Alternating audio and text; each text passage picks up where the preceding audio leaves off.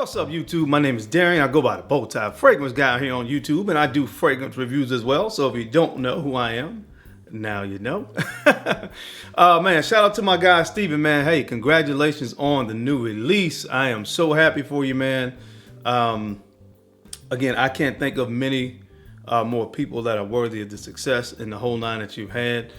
You've been doing this for a long time. One of the people that I watched quite frequently before I got into reviewing. I wanted a very in-depth review.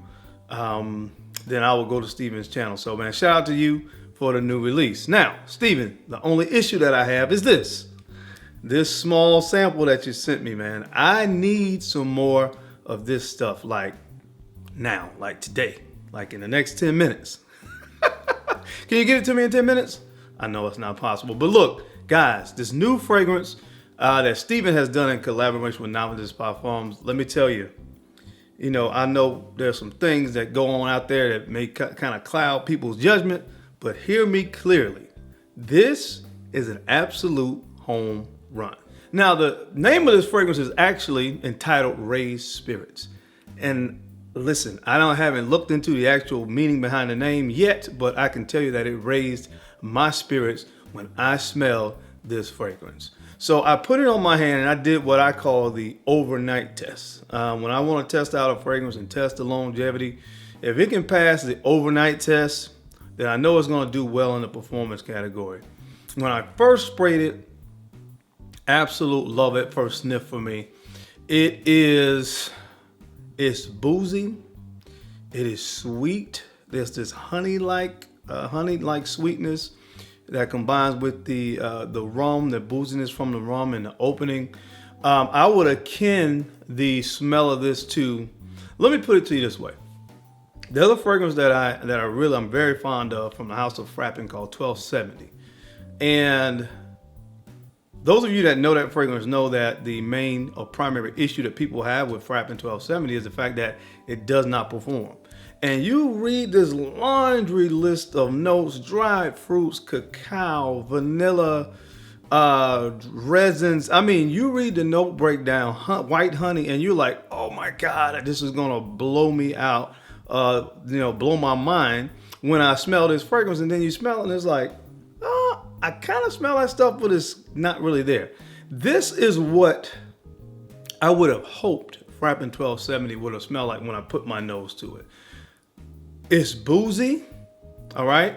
So you have the booziness that comes from the rum in the opening, but like I said, I think there's like a salted butter accord and some caramel in this fragrance, and it gives this, again, this very honey-like feel to the fragrance, this honey-like sweetness with the booze and the opening of the fragrance, and I'm telling you, it is to die for. Now, there's some spices here. I think it lists pimento leaves as a note. Now, I am aware of the note of pimento, which is kind of like an allspice, kind of gives off this cinnamon and nutmeg kind of feel to it. So you get those spices there, and you guys know that watch my channel, those are some of my favorite spices, nutmeg and cinnamon. So I get this spiciness that combines with the booziness from the rum, and then that honey caramel-like sweetness that comes from the salted butter accord, as well as the caramel in the fragrance. And I'm telling you, man, it is absolutely freaking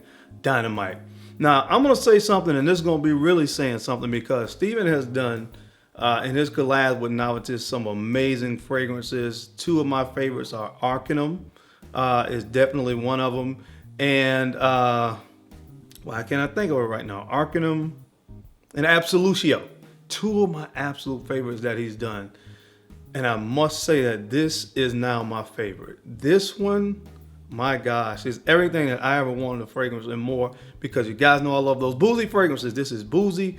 It has the spices that I love, and then it has that honey caramel-like sweetness that just really takes the DNA, to me, over the top. Now, when it starts to dry down, my God, because I'm all over the place, but I talked about the test, the overnight test. When I woke up the next day, I could still smell it on my hands. So it passed the overnight test.